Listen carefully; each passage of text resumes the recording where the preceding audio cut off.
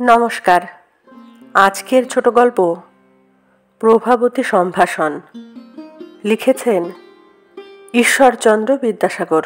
বৎসে প্রভাবতী, তুমি দয়া মমতা ও বিবেচনায় বিসর্জন দিয়া এ জন্মের মতো সহসা সকলের দৃষ্টিপথের বহির্ভূত হইয়াছ, কিন্তু আমি অনন্য চিত্ত হইয়া অবিচলিত স্নেহভরে তোমার চিন্তায় নিরন্তর এরূপ নিবিষ্ট থাকি যে তুমি এক মুহূর্তের নিমিত্ত আমার দৃষ্টিপথের বহির্ভূত হইতে পারো নাই।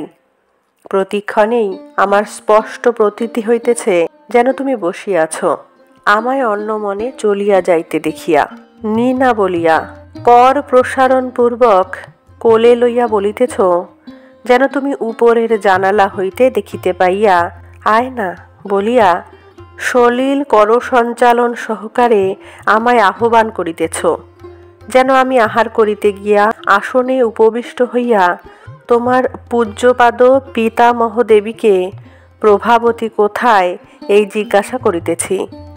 তুমি শ্রবণমাত্র সত্বর পদসঞ্চারে আসিয়া এই আমি এসেছি বলিয়া প্রফুল্ল বদনে আমার ক্রোড়ে উপবেশন করিতেছ, যেন তুমি আমার ক্রোড়ে বসিয়া আহার করিতে করিতে ষোলো বলিয়া